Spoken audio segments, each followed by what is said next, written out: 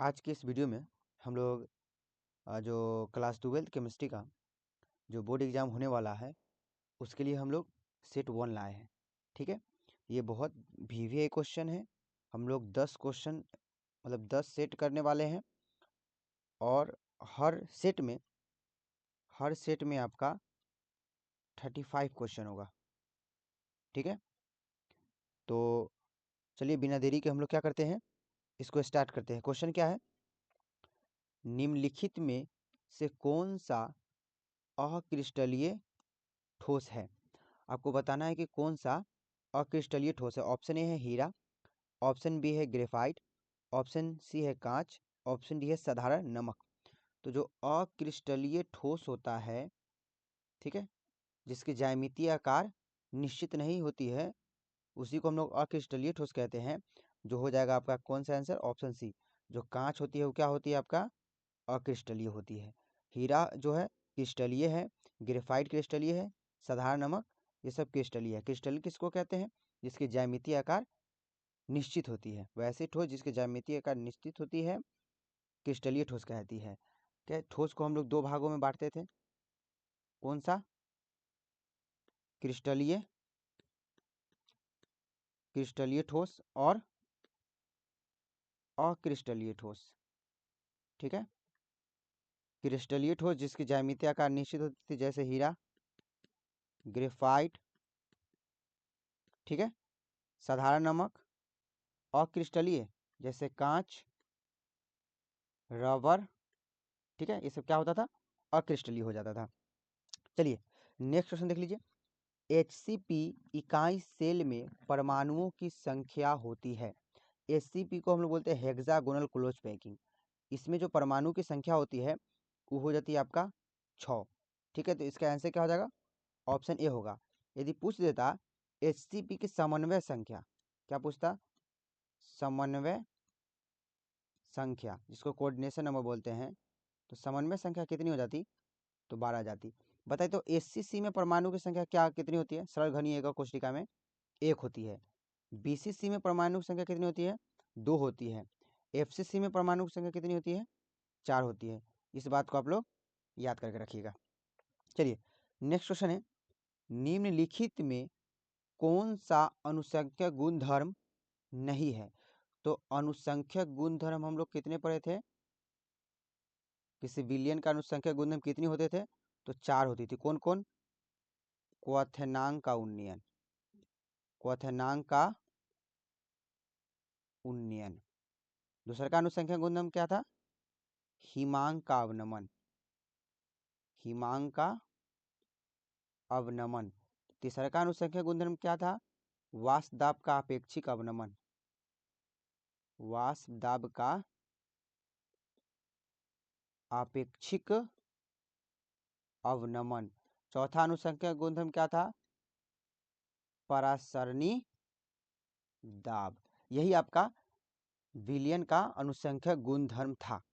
ठीक है, तो देख लीजिए, ये तो हिमांक का अवनमन अनुसंख्यक गुणधर्म है, क्वथनांक का अवनमन अनुसंख्यक गुणधर्म है, प्रासरणी दाब अनुसंख्यक गुणधर्म है, प्रकाश की सक्रियता ये अनुसंख्यक गुणधर्म नहीं है। इसका आंसर क्या हो जाएगा, ऑप्शन सी हो जाएगा। और यहाँ से बिहार बोर्ड में क्वेश्चन आएगा ही। ठीक है, 1 मार्क्स का एक क्वेश्चन रहेगा ही कि निम्नलिखित में कौन अनुसंख्यक गुणधर्म है। ठीक है, ऐसा करके। तो चलिए नेक्स्ट क्वेश्चन देख लेते हैं। क्या है क्वेश्चन, मोलरता को व्यक्त किया जाता है। तो मोलरता, यहाँ पे क्या है, मोलरता। तो मोलरता का परिभाषा क्या होता है, प्रति एकांक लीटर में उपस्थित विलय की मोलों की संख्या को मोलरता कहते हैं। ठीक है, यही इसका क्या होता है, फॉर्मूला होता है। इसका मात्रक हम लोग निकाल लेते हैं। एन का, एन मीन्स मोल का मात्रक मोल होता है और अपॉन में आयतन का मात्रक लीटर। तो इसको लोग बोल सकते हैं मोल प्रति लीटर, या हम लोग बोल सकते हैं मोल लीटर इनवर्स। ठीक है, तो इसका आंसर कौन हो जाएगा, मोल लीटर इनवर्स या मोल प्रति लीटर, ऑप्शन ए हो जाएगा। यहीं से एक और भी होती है मोललता, क्या होती है, मोल लता। यहाँ पे रता है, यहाँ पे क्या है, लता है। तो इसका मात्रक पूछ दे तो क्या बोलिएगा, तो इसका जो परिभाषा होता है प्रति एकांक किलो विलायक के किलोग्राम में, उपस्थित विलय की मोलों की संख्या को मोललता कहते हैं। इसका मात्रक क्या होगा? तो n का मात्रक मोल अपॉन में विलायक का द्रव्यमान यहाँ पे केजी होता है, तो यहाँ पे क्या हो जाएगा? मोल प्रति केजी, या लिखिएगा मोल केजी इनवर्स। तो ये आपका किसका मात्रक होता है? मोललता का होता है। चलिए नेक्स्ट क्वेश्चन देख लीजिए। फैराडे के विद्युत विच्छेदन का द्वितीय नियम किसके संबंधित है? मतलब किसके संबंधित है? तो देखिए द्वितीय नियम, जो फैराडे का जो द्वितीय नियम होता है, क्या होता है? तो जब दो सेलों को हम लोग जोड़ते हैं तो समतुल्य भार से, ठीक है, इलेक्ट्रोडों पे मुक्त हुए समतुल्य भार से, तो जो इसमें का फॉर्मूला आता था वो क्या आता था? m1 अपॉन में m2 equal to E1 upon में E2, ठीक है। तो क्या था इसका? विद्युत अपघट के समतुल्य भार से, ऑप्शन बी हो जाएगा, ठीक है। चलिए यहाँ से एक और भी बात याद कर लीजिए, फैराडे का प्रथम नियम भी है विद्युत विच्छेदन के लिए। प्रथम नियम क्या कहता है? फैराडे का विद्युत विच्छेदन का प्रथम, दोनों नियम को आप याद कर लीजिएगा, ठीक है, एग्जाम में आएगा। क्या है? तो हम लोग इसको डिफाइन कैसे करते हैं? तो जब ये बताता है कि किसी भी इलेक्ट्रोड पे मुक्त हुए पदार्थ की मात्रा वो आवेश के समानुपाती होती है, मतलब जितना आप आवेश प्रवाहित कीजिएगा उतना ही क्या मुक्त होगी? तो पदार्थ की मात्रा मुक्त होगी। तो यहीं से m को समानुपाती का चिन्ह हटाते हैं तो यहाँ पे z आता है। तो z को हम लोग क्या कहते हैं? तो z को हम लोग कहते हैं, क्या कहते हैं? तो रासायनिक तुल्यांक कहते हैं। यहाँ पे z क्या है? z आपका रासायनिक तुल्यांक है, ठीक है, तुल्यांक है। तो ये आपका क्या हो गया? फॉर्मूला हो गया। यहीं से और भी फॉर्मूला आ जाती है, क्या होती है? m इक्वल टू जेड, और q को हम लोग लिख सकते हैं i इक्वल टू, क्या फॉर्मूला होता है? q अपॉन में t। यहीं से q इक्वल टू को लिख सकते हैं i into T, cross multiplication करा दिए हैं। तो यहाँ से z को z रहने देंगे और q के जगह पे क्या लिख देंगे? आई टी लिख देंगे, ठीक है। तो ये भी एक फार्मूला बन जाती है, ऑब्जेक्टिव मार्क्स से पूछा जाता है। चलिए अगला क्वेश्चन है, सेल स्थिरांक की इकाई होती है। तो सेल स्थिरांक का जो फॉर्मूला होती है जी इक्वल टू एल अपॉन में ए, ठीक है। एल का मात्रक, एल मीन्स लंबाई, लंबाई का मात्रक मीटर अपॉन में ए क्या है? क्षेत्रफल है, एरिया, ठीक है। तो इसका मात्रक क्या होता है? Metre square. तो मीटर से मीटर कट गया, 1 अपॉन में मीटर, तो इसको लिख सकते हैं मीटर इनवर्स। मीटर इनवर्स तो ऑप्शन में है नहीं, इसको हमको बोल सकते हैं, मीटर को सेंटीमीटर बदल दीजिए तो सेंटीमीटर इनवर्स हो जाएगा, ठीक है। तो ऑप्शन कौन हो जाएगा? ऑप्शन बी हो जाएगा। चलिए नेक्स्ट क्वेश्चन देख लीजिए। शून्य कोटि की अभिक्रिया के लिए वेग स्थिरांक की इकाई होती है। तो जो शून्य कोटि अभिक्रिया के लिए जो वेग स्थिरांक की इकाई होती है वो आपका क्या हो जाती है? Mole litre inverse second inverse, ठीक है। तो ऑप्शन ए हो जाएगा। यदि प्रथम कोटि के लिए पूछ दे तो प्रथम कोटि के लिए, प्रथम कोटि अभिक्रिया के लिए वेग स्थिरांक की इकाई तो क्या बताइएगा? सेकेंड इनवर्स, ठीक है। चलिए नेक्स्ट क्वेश्चन देख लीजिए। भौतिक अधिशोषण में लगभग कितनी ऊष्मा उत्सर्जित होती है? देखिए जो भौतिक अधिशोषण होती है, ठीक है, जो भौतिक अधिशोषण होती है वो उसका उसमें जो बल होती है वो वांडर बल होती है, ठीक है। किसके किसके बीच? तो अधिशोष से और अधिशोषक के बीच, अधिशोषक और अधिशोष के बीच जो बॉन्ड होती है वो बहुत कमजोर होती है, वांडरवाल्स बल होती है, ठीक है। तो इसी कारण से जो इसका एंथैल्पी परिवर्तन या ऊष्मा परिवर्तन जो होती है वो 20 से 40 किलो जूल प्रति मोल होती है। तो ऑप्शन क्या हो जाएगा? ऑप्शन ए हो जाएगा इसका आंसर। चलिए नेक्स्ट क्वेश्चन देख लीजिए। दूध क्या है? ठीक है, दूध क्या है? तो आपको बताना है कैसे क्लोराइड है, जल में परीक्षित वसा, ऑप्शन बी है वसा में परीक्षित जल, ऑप्शन सी है तेल में परीक्षित वसा। तो जो दूध होती है वो जल में परिक्षिप्त वसा होती है, तो इसका आंसर हो जाएगा ऑप्शन ए हो जाती है, ठीक है। चलिए अगला क्वेश्चन है, कॉपर पाइराइट का सूत्र है, कॉपर पाइराइट का सूत्र है। तो कॉपर पाइराइट का जो सूत्र होता है वो होता है CuFeS2। देखिए CuFeS2, ऑप्शन आपका क्या हो जाएगा? ऑप्शन बी हो जाएगा, ठीक है। ये क्वेश्चन अक्सर आया हुआ क्वेश्चन है। चलिए नेक्स्ट क्वेश्चन देख लीजिए। निम्नलिखित में से कौन सा सबसे शक्तिशाली ऑक्सीकारक है? तो सबसे शक्तिशाली ऑक्सीकारक जो होता है वो फ्लोरीन होता है, तो इसका आंसर हो जाएगा ऑप्शन ए हो जाएगा, ठीक है। और सबसे ऋणात्मक भी पूछे सबसे ज़्यादा विद्युत ऋणात्मकता तो सबसे ज़्यादा किसका होती है, तो फ्लोरीन का ही होती है विद्युत ऋणात्मकता। चलिए नेक्स्ट क्वेश्चन देख लीजिए, ये क्वेश्चन ध्यान में रखिएगा, क्या है, P4O10 P4O10 में सिग्मा बंधों की संख्या है, P4O10 में सिग्मा बंधों की संख्या है, कितनी है, तो देखिए इसका स्ट्रक्चर इस प्रकार का होता है, ठीक है। इसको बनाते हैं यहाँ पे ऑक्सीजन, यहाँ पे ऑक्सीजन, यहाँ पे P, यहाँ पे ऑक्सीजन, यहाँ पे P, यहाँ पे ऑक्सीजन, यहाँ पे P, यहाँ पे ऑक्सीजन, इधर से डबल बॉन्ड से ऑक्सीजन और डबल बॉन्ड से ऑक्सीजन, और जो बीच में ऑक्सीजन होती है और इस दोनों के बीच में ऑक्सीजन होती है। तो देख लीजिए कितना सिग्मा बॉन्ड हो जाएगी, यही आपका P4O10 का फॉर्मूला है। तो देखिए एक सिग्मा कितना होगा, 1 2 3 4 5 6 7 8, ये हो गया 8। चलिए इधर देखिए 9 10 11 12, ठीक है। इधर क्या हो जाएगा, 13 14 15 16। तो नंबर ऑफ सिग्मा बॉन्ड कितना हो जाएगा, 16। और नंबर ऑफ पाई बॉन्ड की बात आ जाए तो नंबर ऑफ पाई बॉन्ड, तो यहाँ पे एक पाई होता, यहाँ पे एक पाई होता, और यहाँ पे एक पाई होता, यहाँ पे एक पाई होता, तो पाई बॉन्ड कितनी हो जाती, 4 हो जाती। तो इसका सिग्मा पूछा है तो इसका आंसर हो जाएगा ऑप्शन बी हो जाएगा। चलिए आगे देखिए, XeF4 की आकृति होती है, तो XeF4 की जो आकृति होती है वो इस प्रकार होती है, फ्लोरीन फ्लोरीन फ्लोरीन फ्लोरीन, देख लीजिए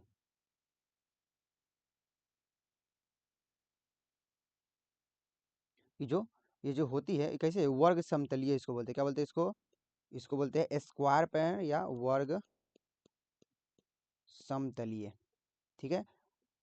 इसकी जो हाइब्रिडाइजेशन होती है, XeF4 की हाइब्रिडाइजेशन वो क्या होती है, sp3D2 हो जाती है इसकी हाइब्रिडाइजेशन, ठीक है। कैसे होती है, देखिए 2 लोन पेयर होती है यहाँ पे, ठीक है। तो सिग्मा बॉन्ड कितनी है, सिग्मा बॉन्ड 4 सिग्मा बॉन्ड है, और प्लस 2 लोन पेयर 6, और 6 के लिए हम लोग क्या बोलते हैं, sp3D2। चलिए नेक्स्ट क्वेश्चन क्या है, संक्रमण को संक्रमण तत्वों को और किस नाम से जाना जाता है, तो देखिए संक्रमण तत्वों को हम लोग सीधा बोलते हैं डी ब्लॉक, क्या बोलते हैं, डी ब्लॉक। ए ब्लॉक किसको बोला जाता है, तो ए ब्लॉक का नाम क्या होता है, अति संक्रमण तत्व कहते हैं, ठीक है। यहाँ से आप कमेंट कीजिएगा ग्रुप 16 के तत्वों को क्या कहते हैं, ठीक है, ग्रुप 16 के तत्वों को क्या कहते हैं, ठीक है। चलिए नेक्स्ट क्वेश्चन है, क्या है, K4FeCN6 में Fe की ऑक्सीकरण संख्या क्या है, तो Fe की आपको ऑक्सीकरण संख्या बताना है। तो देखिए यहाँ से निकालते कैसे हैं, ये देख लीजिए, पोटेशियम कितनी है, 4 है, एक पोटेशियम का ऑक्सीकरण संख्या 1 होती है, प्लस निकालना किसका, Fe का, इसको क्या मानेंगे, x, प्लस Cn का है 6, Cn का है 6, एक Cn का क्या होती है, तो -1 इक्वल टू 0, तो क्या हो जाएगा, 4 एकम 4 प्लस x -6 इक्वल टू 0, तो x -2 इक्वल टू 0, तो x बराबर क्या हो जाएगी, +2, ऑक्सीकरण यहाँ संख्या आ गया, इसका आंसर ऑप्शन ए हो जाएगा। इसका नाम भी आता है, क्या नाम होता है, बहुत फेमस, ये बहुत फेमस क्वेश्चन है, ठीक है। यही K4FeCN6, ये जो कोऑर्डिनेशन कंपाउंड का, ठीक है, ये जो केमिकल फार्मूला है, जटिल आयन है, ये बहुत फेमस है, ठीक है। इसका IUPAC नाम आता है, इसकी समन्वय, चलिए इसका समन्वय संख्या, कोऑर्डिनेशन नंबर आप लोग कमेंट बॉक्स में कितना होगा इसको भेजिएगा, ठीक है। और इसका IUPAC नाम क्या होता है, तो देखिए इसका IUPAC नाम होता है पोटेशियम हेक्सासाइनोफेरेट, इसका IUPAC नाम क्या लिखिएगा, पोटेशियम पोटेशियम हेक्सा साइनोफेरेट 2 होती है। ठीक है, चलिए अगला क्वेश्चन। एथिल क्लोराइड को AgCN के साथ गर्म करने पर प्राप्त होता है। तो जब आप एथिल क्लोराइड को, मतलब एथिल क्लोराइड में C2H5Cl को आप AgCN के साथ गर्म करते हैं, किसके साथ? AgCN के साथ। आप जैसे गर्म कीजिएगा तो क्या किस में बदलेगा? तो C2H5 और NC में बदलेगा। इसका नाम होता है एथिल साइनाइड। इसको क्या बोलते हैं हम लोग? Ethyl cyanide. एथिल साइनाइड, और यहाँ से AgCl चला जाएगा। ठीक है, तो AgCl बनेगा। तो यहाँ से बनेगा क्या इसका मेन प्रोडक्ट? Ethyl cyanide. तो देख लीजिए एथिल साइनाइड ऑप्शन ए हो जाएगा। चलिए अगला क्वेश्चन क्या है। शुष्क ईथर में मैग्नीशियम के साथ एल्किल हैलाइड की अभिक्रिया से क्या बनता है? तो शुष्क ईथर में, मतलब शुष्क ईथर की उपस्थिति रहेगी और यहाँ पे एल्किल हैलाइड का अभिक्रिया किससे कराते हैं? मैग्नीशियम से। किसकी उपस्थिति में? तो ड्राई ईथर। तो क्या बनेगा? तो ये आपका बनता है RMgX। इसी को हम लोग कहते हैं ग्रिग्नार्ड अभिकर्मक। क्या बोलते हैं हम लोग? ग्रिग्नार्ड अभिकर्मक। ठीक है, RMgX को। ठीक है, तो इसका आंसर कौन हो जाएगा? ऑप्शन ए हो जाएगा। चलिए अगला क्वेश्चन क्या है। फिनॉल का सूत्र है। तो फिनॉल का सूत्र क्या होता है? C6H5OH। इसका स्ट्रक्चर देख रहे हैं तो इस प्रकार। ठीक है, यहाँ से क्या लगा होता है? OH। आपको पूछेगा यदि number of sigma bond in phenol, मतलब फिनॉल में सिग्मा बॉन्ड की संख्या कितनी होती है? तो सिग्मा बॉन्ड की संख्या आपको निकालना पड़ेगा। यदि पाई बंध की संख्या पूछ ले, पाई बंध, तो ये क्या बताइएगा? तो पाई बंध याद करके रखिएगा होती है 3। लेकिन सिग्मा बंध निकालने के लिए आपको स्ट्रक्चर पता करना होगा, स्ट्रक्चर ड्रॉ करना होगा इस प्रकार का, 1 2 ऐसे करके। ठीक है, यहाँ पे आपका डबल बंध कर लीजिए। यहाँ से क्या हो जाएगा? O, और यहाँ से H। तो बताइए कितना हो जाएगा सिग्मा? यहाँ से हाइड्रोजन, यहाँ से हाइड्रोजन, यहाँ से हाइड्रोजन, और यहाँ से हाइड्रोजन, यहाँ से भी हाइड्रोजन। देखिए सिग्मा कितनी हो जाएगी? 1 2 3 4 5 6, 6 ये और 6 ये वाला, ये 7 8 9 10 11 12, एक ऊपर वाला 13। तो जो सिग्मा बंद हो जाएगी वो 13 हो जाएगी। अब जो पाई बंद है वो 3 हो जाएगी। बेंजीन का यदि फॉर्मूला पूछ ले, बेंजीन का फॉर्मूला क्या होता है? बेंजीन का फॉर्मूला कितनी होती है बताइए? बेंजीन का फॉर्मूला C6H6। इसमें बताइएगा आप सिग्मा बंद कितनी होती है, पाई बंद कितनी होती है। ठीक है, कमेंट बॉक्स में आया हुआ है क्वेश्चन ये। चलिए नेक्स्ट क्वेश्चन। ईथर में ऑक्सीजन परमाणु होता है। तो ईथर में जो ऑक्सीजन परमाणु होता है वो क्या होता है? तुलनात्मक रूप से अक्रिय होता है। तो इसका आंसर हो जाएगा ऑप्शन सी हो जाएगा। चलिए नेक्स्ट क्वेश्चन। एल्डिहाइड और कीटोन का समान सूत्र है। तो एल्डिहाइड और कीटोन का जो समान सूत्र होता है वो CnH2nO होता है। तो इसका आंसर हो जाएगा ऑप्शन ए हो जाएगा। ठीक है, यदि यही आपसे पूछ लेता कि एल्कोहल का समान सूत्र क्या होता है, एल्कोहल का समान सूत्र यदि पूछ लेता तो आप बता दीजिएगा क्या? CnH2n+1OH। ठीक है, इस प्रकार का यदि ऑप्शन नहीं दिया हो तो ये भी हो सकता है। ठीक है, CnH2n+2, यहाँ पे H एगो हट जाएगा, O हो जाएगा। ठीक है, इस प्रकार से भी पूछा जा सकता है। चलिए नेक्स्ट क्वेश्चन क्या है। निम्नलिखित में से कौन कैनिजारो अभिक्रिया देता है? तो कैनिजारो अभिक्रिया वही देता है जिसमें अल्फा हाइड्रोजन नहीं होते हैं। जिसमें अल्फा हाइड्रोजन नहीं होता है वही कैनिजारो अभिक्रिया देता है। ठीक है, तो देखिए अल्फा हाइड्रोजन किसको कहते हैं? तो जो ये वो जो बॉन्ड है, ठीक है, इससे जस्ट जो कार्बन होगा, उस पे उससे सटे हुए हाइड्रोजन, ठीक है। तो अब यहाँ पे कार्बन है, इससे जस्ट ये CO कार्बोनिल ग्रुप से जस्ट सटा हुआ है, यहाँ पे कितने हाइड्रोजन है, 1 2 3, तो ये क्या हुआ, अल्फा हाइड्रोजन हुए। तो जिसमें अल्फा हाइड्रोजन नहीं होगा तो यही आपका स्ट्रक्चर एक ही दिख रहा है, HCHO, इसमें अल्फा हाइड्रोजन नहीं होता है, इसी कारण से ये कैनिजारो अभिक्रिया देता है। चलिए अगला क्वेश्चन देख लीजिए। ऑयल ऑफ मीरबैन, ऑयल ऑफ मीरबैन किसे कहा जाता है? तो ऑयल ऑफ मीरबैन किसको कहते हैं? तो ये आपका हो जाएगा नाइट्रोबेंजीन, इसका आंसर क्या हो जाएगा, ऑप्शन बी हो जाएगा, नाइट्रोबेंजीन, ठीक है। नाइट्रोबेंजीन किसको कहते हैं? बेंजीन का नाइट्रेशन तो पढ़े हैं, जब बेंजीन की अभिक्रिया हम लोग किससे कहते हैं, जब बेंजीन की अभिक्रिया और नाइट्रिक अम्ल से HNO3 से कराते हैं तो नाइट्रोबेंजीन बनता है NO2, यही नाइट्रोबेंजीन है, ठीक है, नाइट्रोबेंजीन बनता है। इस प्रक्रिया को चाहिए, इस अभिक्रिया को हम लोग बेंजीन का नाइट्रेशन कहते थे, ठीक है। तो ये होता है, इसी को हम लोग ऑयल ऑफ मेरबैन कहते हैं। क्या कहते हैं? Oil of mirbane. इसका जो एक तरह से महक होता है वो बादाम जैसी मीठी गंध होती है, ठीक है। ये तेलीय पदार्थ टाइप का होता है, ठीक है। और बादाम जो महकता है ना मीठा मीठा, उसी टाइप का इसकी महक होती है। बेंजीन का फॉर्मूला तो जानबे करते हैं, C6H6। एनिलीन का फॉर्मूला जानबे करते हैं, क्या होता है, C6H5NH2।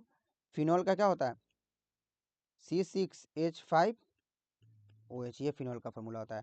चलिए नेक्स्ट क्वेश्चन, क्या है एनिलीन में पाई बंधों की संख्या होती है? अभी देखिए एनिलीन का फॉर्मूला C6H5NH2, ठीक है, ये एनिलीन होता है।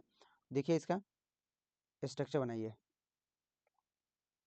6 कार्बन है, हो गया। इधर से हाइड्रोजन लगाइए,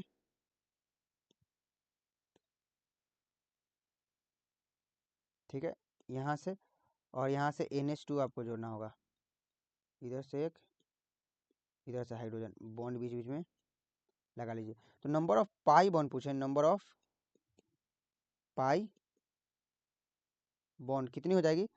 तो आपका क्या हो जाएगी, 3 हो जाएगी।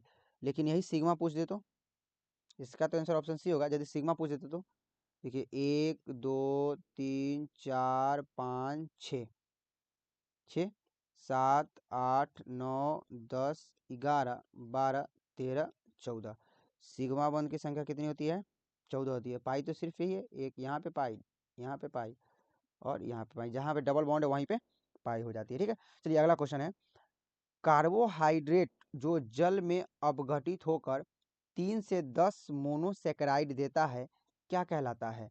तो देखिए कार्बोहाइड्रेट, इसका हम लोग 3 तरह से, इसका वर्गीकरण हम लोग 3 तरह से करते हैं, ठीक है। एक को बोलते हैं मोनोसेकेराइड, क्या बोलते हैं, मोनोसेकेराइड।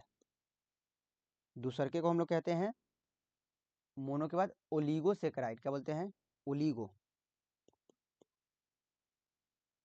Oligosaccharide, saccharide. एक होता है पॉलीसेकेराइड, पॉलीसेकेराइड।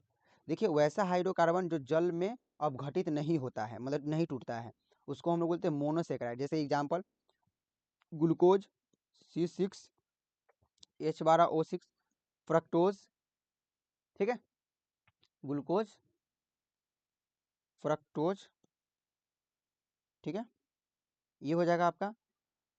ओलिगोसेकेराइड जो जल, वैसा कार्बोहाइड्रेट जो जल में अपघटित होकर 2 से 10, ठीक है, 2 से 10 मोनोसेकेराइड बनाते हैं, उसी को हम लोग क्या कहते हैं, ओलिगोसेकेराइड। इसका एग्जाम्पल क्या हो जाएगा, सुक्रोज, C12H22O11, इसको तोड़िएगा तो ग्लूकोज और फ्रक्टोज में टूटती है, ठीक है। और क्या हो जाएगा, रेमिनोज, इसी का एग्जाम्पल है, पॉलीसेकेराइड किसको कहते हैं? तो वैसा कार्बोहाइड्रेट जो जल में अपघटित होकर 10 से अधिक, ठीक है, 10 से अधिक मोनोसेकेराइड बनाते हैं, उसी को हम लोग पॉलीसेकेराइड कहते हैं। जैसे स्टार्च, ठीक है, एग्जाम्पल याद करके रखिएगा, स्टार्च, सेल्यूलोज, सेल्यूलोज, ये सब क्या होता है? पॉलीसेकेराइड होता है। चलिए अगला क्वेश्चन क्या है? विटामिन सी का रासायनिक नाम क्या है? तो विटामिन सी का रासायनिक नाम जो होता है वो हो जाता है एस्कॉर्बिक अम्ल। क्या बोलते हैं इसको? एस्कॉर्बिक, एस्कॉर्बिक अम्ल, ठीक है, एस्कॉर्बिक अम्ल। इसका आंसर हो जाएगा ऑप्शन बी हो जाएगा। रेटिनॉल किसका नाम होता है? विटामिन ए का। थायमिन किसका नाम होता है? विटामिन बी का। बताइए। कैल्सीफिरॉल, ठीक है, कैल्सीफिरॉल किसका नाम होता है? बताइएगा। कैल्सीफिरॉल किसका रासायनिक नाम? बताइए। एक ट्रिक भी हम लोग क्लास में बात किए थे। रथ पर एक ट्रॉफी, रेटिनॉल, थ से थायमिन, ठीक है, ए से एस्कॉर्बिक अम्ल, क से कैल्सीफिरॉल। तो A B C D, vitamin D का नाम क्या होता था? कैल्सीफिरॉल। उसका क्या होगा? टोकोफिरॉल। याद करके रखिएगा। और विटामिन जल में घुलनशील होती थी, कौन विटामिन? ध्यान में होगा कुछ। वसा में घुलनशील होती थी, कौन विटामिन? ध्यान में होगा, है ध्यान में कुछ? ठीक है, तो आप चलिए, है ध्यान में तो बताइएगा, जल में घुलनशील विटामिन का नाम बताइएगा, ठीक है, और वसा में घुलनशील विटामिन का नाम बताइएगा। यहाँ से भी ऑब्जेक्टिव बनेगी, ऑब्जेक्टिव यहाँ से भी आएगी कि जल में घुलनशील विटामिन है, वसा में घुलनशील विटामिन है, बता दीजिएगा, ठीक है। चलिए आगे बढ़े या इसमें कुछ बता दे? बता देते हैं। वसा में जो विटामिन घुलनशील है उसको हम लोग बता देते। क्या होता था? क्या पढ़े थे हम लोग? वसा में घुलनशील विटामिन को कीड़ा, कीड़ा, विटामिन के, vitamin E, vitamin D, vitamin A, ये क्या होता है? वसा में घुलनशील होता है। तो जल में घुलनशील तो अब बताइए दीजिएगा क्या होता है?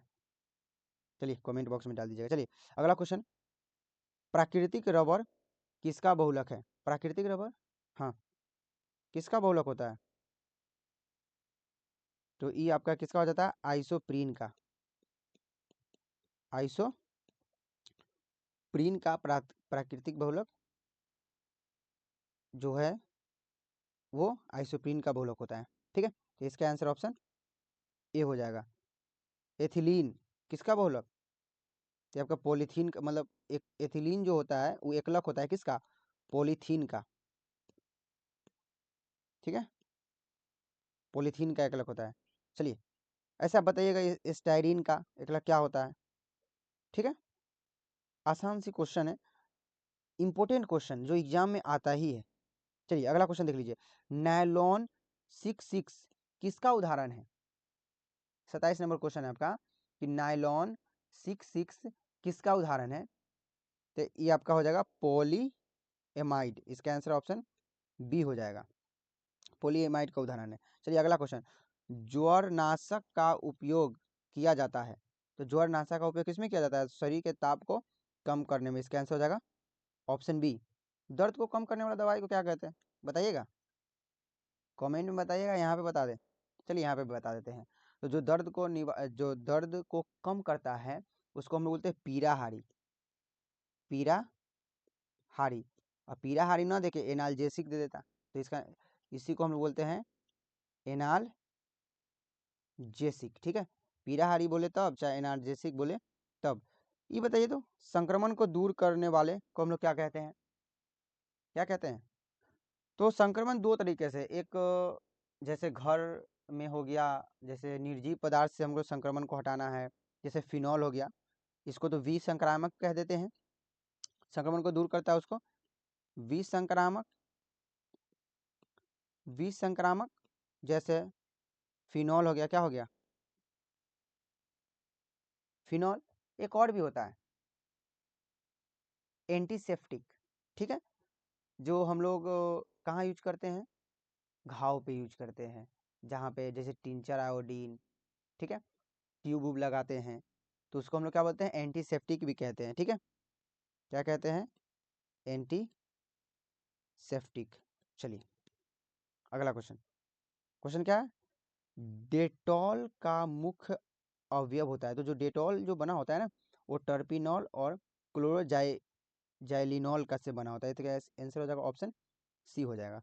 चलिए अगला क्वेश्चन, N2 और H2 से NH3 बनाने में किस उत्प्रेरक का उपयोग किया जाता है, तो देखिए NH3 इसको हम लोग कहते हैं अमोनिया, तो अमोनिया का जो निर्माण की करते हैं हम लोग, इसको हम लोग बोलते हैं हैवर विधि, क्या बोलते हैं, हैवर विधि। हैवर विधि में हम लोग जो उत्प्रेरक का यूज करते हैं वो Fe होता है, क्या होता है, Fe। और इसमें जो उत्प्रेरक वर्धक होता है इसको बोलते हैं मोलिवेडनम, क्या बोलते हैं, मोलिवेडनम। जैसे आप N2 और H2 का अभिक्रिया कराइएगा तो अभिक्रिया धीरे धीरे होगी, इसको फास्ट करने के लिए इसमें Fe और मोलिवेडनम को मिलाते हैं, तो ये अभिक्रिया क्या हो जाती है, फास्ट हो जाती है, ठीक है, तो इसका आंसर कौन हो जाएगा, ऑप्शन ए हो जाएगा। चलिए यहाँ से एक और भी बात कर देते हैं, HNO3 जिसको हम लोग बोलते हैं नाइट्रिक अम्ल, HNO3 को क्या बोलते हैं, नाइट्रिक अम्ल। इसको किस विधि द्वारा बनाया जाता है, इसको हम बोलते हैं ओस्टवाल्ड विधि, ओस्टवाल्ड विधि द्वारा बनाया जाता है, ठीक है। इसमें जो उत्प्रेरक का यूज होता है क्या होता है, प्लेटिनम होता है। एक और भी H2SO4, H2SO4 का नाम क्या होता है, सल्फ्यूरिक अम्ल। सल्फ्यूरिक अम्ल का निर्माण किस विधि द्वारा होता है, तो संपर्क विधि द्वारा इसका निर्माण करते हैं औद्योगिक में, ठीक है। और इसमें जो उत्प्रेरक होता है क्या होता है, V2O5 जिसको बोलते हैं वेनेडियम पेंटाऑक्साइड, ठीक है। चलिए क्वेश्चन नंबर 31 है, उत्कृष्ट गैस की मुख्य विशेषता है, तो जो उत्कृष्ट गैस की उसकी मुख्य विशेषता क्या होती है, वो किसी से अभिक्रिया हालाली नहीं करती है, उसकी अष्टक पूर्ण होती है, तो देख लीजिए ऑप्शन कौन हो जाएगा, उनका अष्टक पूर्ण होती है, ऑप्शन क्या हो जाएगा, ऑप्शन सी हो जाएगा। चलिए अगला क्वेश्चन, हीलियम का मुख्य स्रोत क्या होता है, तो हीलियम जो होता है उसका मुख्य स्रोत जो होता है मोनाजाइट सैंड या मोनाजाइट बालू होता है, इसका आंसर ऑप्शन सी हो जाएगा। अगला क्वेश्चन देख लीजिए, CH3COOH एक है, CH3COOH को हम लोग क्या कहते हैं, तो कितने कार्बन है, एक एक दो, दो कार्बन को हम लोग बोलते हैं एथ, सिंगल बॉन्ड है तो एन, और इसके बाद COOH है तो ओइक एसिड लगा दीजिए, तो एथेनोइक अम्ल इसको कहते हैं, या इसको साधारण नाम में एसिटिक अम्ल भी कहते हैं, क्या कहते हैं, एसिटिक अम्ल, एसिटिक अम्ल। इस कहाँ पाया जाता है एसिटिक अम्ल, बताइए तो, सिरका में पाया जाता है, सिरका, ठीक है, सिरका में एसिटिक अम्ल पाया जाता है। और फॉर्मिक अम्ल का सूत्र क्या होता है, क्या होता है, HCOOH, इसको हम बोलते हैं फॉर्मिक अम्ल, ठीक है, या इसी को हम लोग IUPAC में बोल देते हैं, एक कार्बन को बोलते हैं मेथ, सिंगल बॉन्ड लगा हुआ था एन, इसको ओइक एसिड कह देते हैं, तो मेथेनोइक अम्ल कहते हैं। बताइए फॉर्मिक अम्ल या मेथेनोइक अम्ल कहाँ पे पाया जाता है, किस चीज में, चींटी के, कहाँ पे, चींटी के कहाँ पे पाया जाता है बताइए,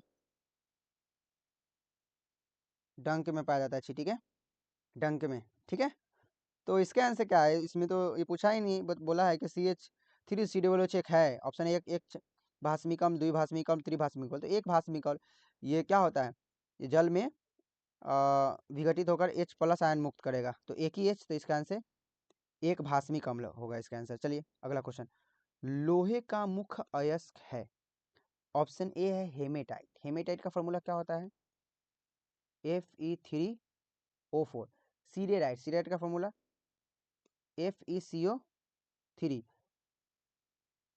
मैग्नेटाइट का फॉर्मूला, मैग्नेटाइट का Fe3O4, सीडेराइट का FeCO3, और हेमेटाइट का Fe2O3। देखिए सब अयस्क ही है, सब मुख्य ही अयस्क है, ठीक है, तो इसका आंसर हो जाएगा, सब लोहे का ही अयस्क है, तो इसका आंसर ऑप्शन डी लगाइएगा।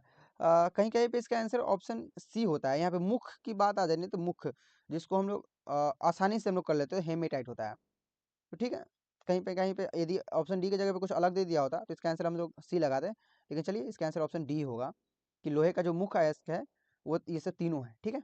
चलिए अगला क्वेश्चन देख लीजिए, क्वेश्चन क्या है, मोलर चालकता की इकाई होती है, मोलर चालकता की इकाई होती है। क्या है, मोलर चालकता की जो इकाई होती है वो आपका हो जाती है S centimetre square mole inverse हो जाती है। ठीक है, चलिए एस को हम लोग क्या कहते हैं, तो सीमेन कहते हैं। सीमेन, इसको क्या कहते हैं हम लोग, सीमेन कहते हैं एस। तो सीमेन सेंटीमीटर स्क्वायर मोल इन्वर्स हो जाती है। इसका फार्मूला भी देखिएगा क्या, फार्मूला क्या होती है, तो इसका जो फार्मूला होती है मोलर चालकता का, वो लेमडा एम इक्वल टू के अपॉन में सी भी होती है। ठीक है, या एक बात और भी ध्यान में रखिएगा, यहाँ पे एग्जाम के लिए मोलर चालकता और तुल्यांकी चालकता दोनों का परिभाषा याद कर लीजिएगा। चलिए ठीक है, तो हम लोग क्या किए, 35 क्वेश्चन को हम लोग सॉल्व कर लिए। सेट 1 आपका क्या हुआ, कंप्लीट हुआ। और ऐसे ही हम लोग 10 सेट को करने वाले हैं। ठीक है, सभी में 35-35 क्वेश्चन होगा। देख लीजिए हम लोग 35 क्वेश्चन करेंगे और सभी में मतलब 35 क्वेश्चन करेंगे और 10 सेट लगाएंगे तो कितना हो जाएगा, 350 क्वेश्चन तो ऐसे ही हो जाएगा हम लोगों का। तो चलिए इस वीडियो को अपने दोस्तों में शेयर कीजिए। और जो दोनों क्या है कि आगे फिजिक्स का भी इसका आएगा। ठीक है, फिजिक्स का भी हम लोग सेट ला रहे हैं। तो चलिए इस वीडियो में हम लोग इतना ही तरह देते हैं। वीडियो देखने के लिए धन्यवाद।